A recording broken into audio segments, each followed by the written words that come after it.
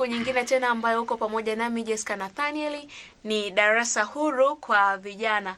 Mada mezani kwa siku hii ya leo ni kwa nini vijana wengi huchelewa kuoa au kuolewa, na ndio maana nimekuletea baadhi ya vijana, maana na wao pia wanaelekea katika ndoa au kujenga familia. Sasa watatuambia kwa nini wanaona vijana wengi ambao wako nao mtaani au vijana wengi ambao wanapatikana mtaani wana sababu zipi ambazo zinawapelekea wao kufikia umri fulani. Unakuta kijana sasa mpaka ana miaka 40 hajaolewa, hajaoa. Kwa nini sasa inakuwa hivyo? Mnaweza mkatuambia. Sasa kuna wasikilizaji ambao wanakusikiliza wakati huu, wanaweza kuwa pia wanatamani kutambua kwa nini wanaendelea kuwaona vijana mtaani wakiwa single, hawana familia, hawajaingia bado katika ndoa. Ni vitu gani? Karibu kaka uweze kutuambia. Okay. Kwanza nikianza kwa majina yangu, mimi naitwa Kelly Jackson. Kwanza naweza kuzungumzia kwamba ili swala la kijana kwa nini anachelewa kuoa au kuolewa. Cha kwanza naweza kusema kwanza ni utayari wa mtu. Yes. Ni utayari wa mtu mwenyewe binafsi, ila kwa sisi vijana, sawa, kwa mfano kama mimi hapa mtoto wa kiume, sababu kubwa ambayo naiona na inawaathiri na watu wengine, kwanza ni masuala ya chakula. Chakula ujue, yani kwa mimi binafsi kujitegemea mimi, sawa, na pia kuwa na mtu nyuma niwe namwangalizia kuhusu masuala ya kula, unajua ni swala moja gumu sana. Yani vijana wengi sana wanawaza hawazi kuhusu sijui atalala wapi, sijui mavazi na nini, chakula. Yani yeye akishakuwa yupo ndani anakulaje? Mimi na shilingi 1000 nikitoka kwa mshikaji mimi buku naweza nikala, nikapitia sijui soda moja nini, nikala na mandazi ya balesa nini, mimi nitaishi. Ila sasa na mtu nyumbani pale inakuaje? Unaona yule sana shangaa sasa, ngoja kwanza nijipange pange. Unaona ule muda unazidi kwenda miaka 30, miaka 40 na nini. Lakini sasa nikuuliza swali la changamoto hapo. Yani unamaanisha kwamba pesa ya chakula inakuwa tatizo, na unapoongeza mtu mwingine hivyo, huoni kabisa kwamba unapomuongeza huyu inaweza ikawa sasa ni fursa kwako wewe kuchanganya akili zaidi katika utafutaji ili mambo mengine yaendelee? Kwa sababu inasemekana pia kijana anapokuwa amekaa pasipo kuoa, akili inafanya nini? Inadumaa hata katika utafutaji. Sasa unaponiambia tatizo la chakula, mimi nahisi inakuwa ni fursa kwako wewe pia katika utafutaji. Hiyo iko hivi. Ni kweli, kwa sababu unakuta hata Biblia yenyewe unakuta labda kwa mfano kama mimi nikifanikiwa kuwa na mtu ndani, sawa, nimeishi kwamba nina mke, sawa, tukajaliwa tukapata mtoto mmoja, sawa, mimi kwenye mihangaiko yangu nitatoka kwenda kutafuta chakula, sawa, nyota yangu mimi siku hiyo itagoma, sawa, nitashindwa, yani ile riziki siwezi kupata riziki. Lakini kama nina mtu nyumbani, maybe na mke au na mtoto, basi Mwenyezi Mungu mwenyewe pia anaona kwamba huyu nikimkosesha kupata leo, basi ule mtu nyumbani hawezi kula, ule mtoto hawezi. Kwa hiyo unakuta sasa wewe mwanaume utapata riziki kupitia nyota ya mtoto nyumbani, sio wewe unajuta leo nimepata kiasi fulani, kumbe wewe haikutakiwa upate, ila kwa sababu tu una mtoto nyumbani, basi Mungu naye anakuona, mkono wake anaweka pale, sasa hebu chukua hii nenda nyumbani ukala. Lakini watu wengi hilo kuliwaza na kwa ni issue. Kwa hiyo wanaona wao kuingia katika ndoa kwa sababu tayari changamoto. Lakini tuwashauri pia, kwa hiyo sasa wasiogope. Kuna namna ambayo wanaweza wakafanya, Mungu akafungua njia kupitia familia hizo. Iko hivyo. Yani kivyovyote vile, yani maisha ya masisi ndo mabahati la sijui.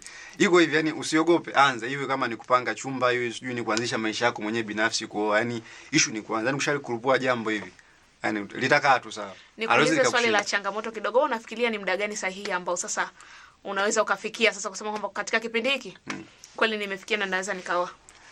Nikianza mimi mwenyewe binafsi kipindi changu kimefika, ila tu bado sijaamua. Sijaamua. Kaka Kelly hapa kipindi chake kimefika, lakini bado hajaamua. Sasa huo ni mtazamo wa mtu binafsi. Haya, nisipoteze muda sana, nirudi kwa dada pale atuambie anaitwa nani, lakini pia atupatie mtazamo wake yeye. Kwa nini mabinti wengi au vijana wengi wako mtaani wanachelewa kuoa na kuolewa? Karibu dada. Nashukuru sana mtangazaji. Jina langu ni Anna Steven. Kwanza ili jambo ni kweli lipo mtaani na tunaona wenzetu katika jamii. Jambo moja ambalo naweza kusema nizungumzie upande wa sisi mabinti. Jambo moja ambalo linafanya mabinti kuchelewa kuolewa ni kule kufikiria, yani kuwa na imagination, sijui niseme taswira, sijui nimekaje hapo, ambayo haipo. Yani una mtu unayetaka kuolewa naye hayupo, yani una matarajio makubwa ya kuolewa, yani mtu uliyemtazamia ni nje. Yani unakuta hata mwingine hayupo. Unatafuta mtu mkamilifu, kitu ambacho hayupo. Ninadhani sasa hiyo sio kwa mabinti tu, hata wakaka. Yani kuna binti ambayo unamhitaji lakini hayupo. Au kijana unamhitaji lakini hayupo. Yaani hiyo nikizungumzia hata mabinti hao wenyewe, kwa sababu kuna utaratibu mmoja upo hapa katikati, sawa? Kwa mfano kama mimi nikampenda mwanamama mmoja, sawa? Nikaenda nikamapproach, bana mimi nakuhitaji wewe, nakupenda hivi na hivi. Asilimia nyingi ya wanawake, kwanza yule mwanadada hapa anasema bana mimi niko booked. Sawa, mimi na mtu wangu tayari. Sawa Kwa hiyo pale nafasi unakuwa hauna. Saa nyingine ni kutokana tu na appearance yako ambao umeenda nayo, anasema huyu sio. Huyu sio. Kipindi hicho, yaani wanawake wengi wanasema wenyewe wana watu wao. Na asilimia wanaume wengi wanasema wenyewe wako single. Sasa nakuta unashangaa watu ambao wana watu wao ni watu gani, kwa sababu nakuta wanaume wenyewe wanasema hawana watu. Kwa hiyo vitu kama hivi vinapelekea muda unazidi kwenda, unazidi kusubiria na nini. Kwa hiyo hani hamnaga bana kitu yani kamili bana, sisi hivi na hivi hamnaga. Kwa hiyo inakujaga tu kama hivyo. Okay. Kwa changamoto kubwa ni kufikiria wale ambao hawapo. Ninadhani kijana ambao unatusikiliza na kututazama kwa wakati huu, unaweza ukaona sasa, ukajifikiria wewe mwenyewe upo katika stage gani? Uko katika stage ya kumfikiria mtu ambaye hayupo, au uko stage ya kumkataa mtu kwa sababu kuna mtu mwingine nyuma, lakini huyo ambaye yuko nyuma yako yeye mwenyewe hajakufikiria bado. Kwa hiyo tuangalie mitazamo yetu pia inaweza ikachangia tuchelewe kuoa au kuolewa. Nirudi kwa kaka hapa pia atuambie yeye anaona ni sababu zipi sana ambazo zinaweza kuchangia vijana wengi katika jamii zetu wakachelewa kuoa na kuolewa. Kwa jina naitwa Given Mlelwa. Mimi nina sababu nyingi kidogo ambazo zinaweza kusababisha. Na hizi sababu pengine zinaweza kuwa ni kikwazo, na zinaweza kuwa zinawakumba watu wengi sana mitaani, na hata pia nikiwemo mimi. Yes. Pengine hivyo. Sababu moja wapo, kwanza kuna sababu ambayo imerudia hapa, amesema ni masuala ya mtazamo. Kwenye upande wa mtazamo, vijana wengi tunatazamia kuwa na fedha wakati tukiwa kwenye ndoa. Yaani tunakuwa tuna matarajio kwamba tukioa ndipo tutapata hela. Lakini kwa sasa hatuna matarajio ya kuwa na hela. Nikimaanisha kitu kimoja kwamba mpaka nikiwa na hela nyingi au nikiwa na mtaji mkubwa ndio nioe. Nisipokuwa na hicho kitu, ina maana kuoa mimi bado. Yaani nitakaa nikiwa na biashara yangu kuuza karanga mpaka niwe na duka kubwa ndo nioe. Umeona? Kwa hiyo tumekuwa na mitazamo ya staili hiyo kwamba tukiwa na hela ndo tuoe. Lakini ukija kuangalia uhalisia sasa kwenye ndoa, watu walio kwenye ndoa wanakuja wanakupatia picha kwamba usipokuwa na hela huyu mwanamke atakukimbia.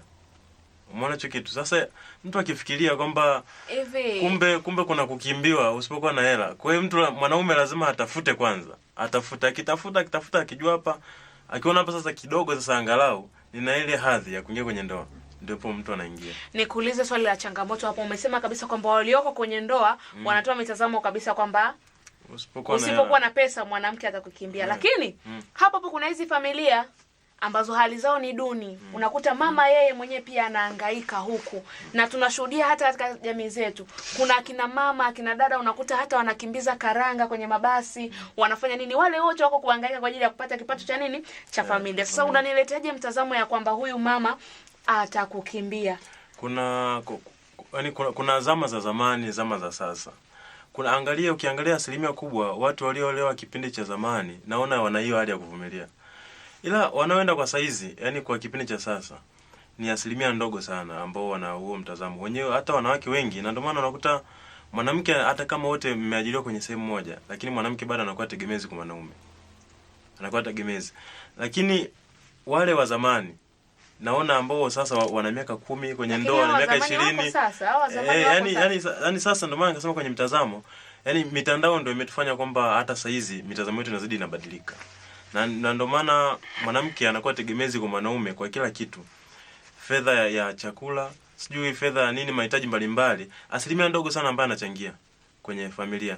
Hasa kuna hiyo mitazamo ambayo tukipewa, mimi nikipewa hiyo picha, yani naona mpaka niwe na hela ndio niingie kwenye ndoa. Kwa sababu nitamlisha nini nitalisha nini familia? Kwa sababu unasema ni mtazamo binafsi, hiyo siwezi nikakukatalia kwa sababu ni mtazamo wako. Lakini ninavyoona hata katika jamii yetu tunaoenda sasa, wanawake wengi wamekuwa ni wachakalikaji sana. Hadi tunafikia kipindi tunaona kuna single mamas ambao wako mtaani. Alikuwa na mwanaume, lakini kwa sababu ameona mwanaume anamzingua, anaona bora nikalea mwenyewe. Tayari sasa hapo unaona Kwa hiyo hii mantiki ya kusema sasa ni kwa sababu ni mtazamo, kwa sababu ni mtazamo wako, hata tuende nayo hiyo kama ilivyo. Lakini nilete kwenu sasa kitu kingine hiki ambacho kinasababisha watu wengi kuto kuoa au kuolewa kwa wakati. kuna yani kuna aina fulani za familia ambazo zinajengwa kabla ya ndoa. Yani kama ni binti anakuwa anaishi na bwana kabla hata hajaingia katika katika familia. Imekuwa pia inachangia kwa ukubwa sana watu kutofanya mvulana sasa kama ninapata mahitaji yote kabla ya ya ndoa, nina haja gani ya kufanya ya kuoa? Nina haja gani ya kumchukua huyu mwanamke? Hiki kitu inaita kitu gani? Inaita picha gani katika jamii zetu? Kwanza mimi niongezee kitu kingine hapo. Kuna ile hali ya mabinti au vijana, hii mitandao ya kijamii wanaita wenyewe matanuzi na nini, clubs na nini. Yes. Kuna ukuta kijana kama mimi au mtoto wa kike. Kwanza naona kwa mfano kama nikiolewa mimi kwa sasa hivi, nakuta kwanza na magrupu yake yana mashoga na nini na nini. Siku za weekend wanatoka. Kwa hiyo kwanza ile hali ya kuonekana tayari yeye ana mume kama inamzidia fulani hivi. Pia hatupata ule muda wa kurelax hata kwenye mitandao sijui nini na nini. Kwa hiyo unakuta anaamua ajiachie kwanza, ngoja kwanza nile maisha nini na nini, kwanza kuna kitu amefocus mbele kwamba hebu ngoja kwanza nifanye kwanza. Sawa. Sasa na mtu kama kuokoka, mimi sio kuokoka sasa hivi. Pale nishazeeka ndo nitaokoka. Ngoja kwanza sasa hivi ni leo jana. Nini ujana kwanza ndo nitaokoka mbeleni. Kwa hiyo vitu kama pia zinachangia ndoa kutokea mara kwa mara. Okay. Nashukuru sana. Nikukaribisha dada kama una kitu. Mimi labda nizungumzie hoja ambayo umeiwasilisha kwamba kujirahisisha, tuseme kwa lugha nyingine. Kujirahisisha. Hapo mimi naitazama kweli inaweza ikawa ni sababu mojawapo, ni moja ya sababu ambayo inapelekea vijana wa kike kama sisi vijana kuchelewa kuolewa, kwa sababu kaka zetu hawa wana hiyo tabia ya kujaribu. Lakini usijue kama binti unapokubali kurahisika namna hiyo ama kujirahisisha, unashusha thamani yako. Yani anaona sasa kama ameweza kunipatia mimi hapa, ina maana anaweza kumpatia pia na mwingine. Lakini